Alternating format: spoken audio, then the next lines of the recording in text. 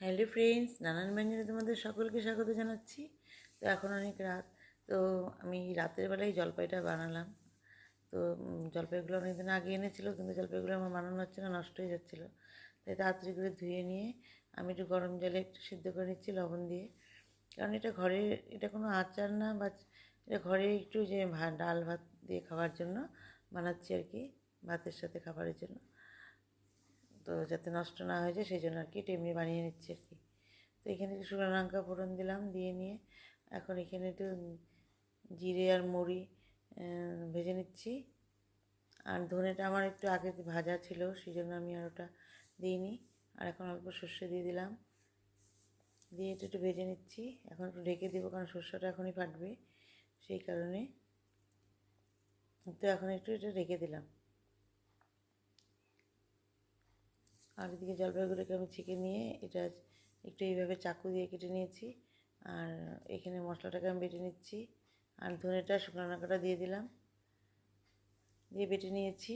আর এদিকে হচ্ছে এখানে হলো তেল দিয়েছি কড়াইতে, দিয়ে একটা শুকনো লঙ্কা ফোড়ন দিলাম। ফোড়ন দিয়ে নিয়ে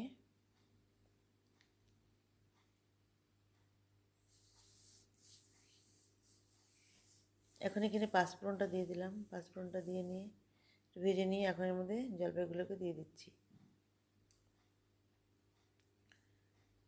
জলপাইগুলোকে দিয়ে একটু নেড়ে নিচ্ছি।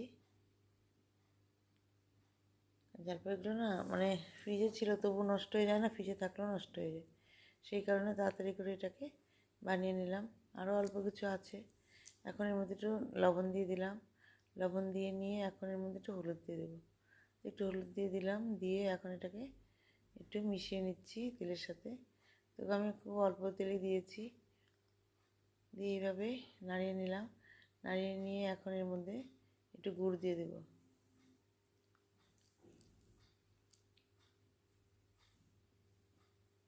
এখানে গুড় দিয়ে দিচ্ছি।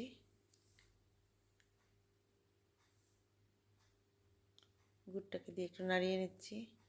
তো একটু জল দিয়ে দেবো, নাহলে গুড়টা তো গলতে দেরি হবে। একটু জল দিয়ে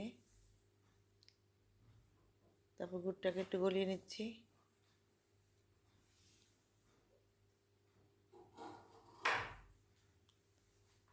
তো আর একটু গুড় দিতে হবে।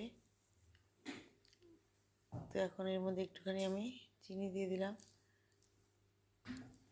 তো আরও গুড় দিয়েছি, পরে আবার চিনি দিয়ে দিচ্ছি,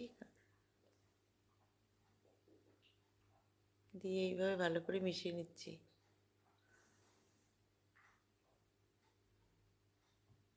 জলপাইগুলো ভীষণ টক, সেই কারণে আরও বেশি করে গুড় দিয়েছি। আরও চিনি দিয়ে মিশিয়ে নিয়ে এখন এই যে মশলা গুঁড়োটা দিয়ে দিলাম, দিয়ে এখন ভালো করে মিশিয়ে নিচ্ছি। এখন একটু ভালো ভালো করে কষিয়ে নিয়ে এখন আমি নামিয়ে নেব। তো এইভাবে একটু ভাতের সাথে খাবার জন্য বা রুটির সাথে তো এই বানিয়ে নিলাম। সেটা রাখা যাবে না, এটা আমি অত জল ঝারিয়ে রান্না করিনি। এইভাবে আমার জলপাই মানে চাটনিটা হয়ে গেল।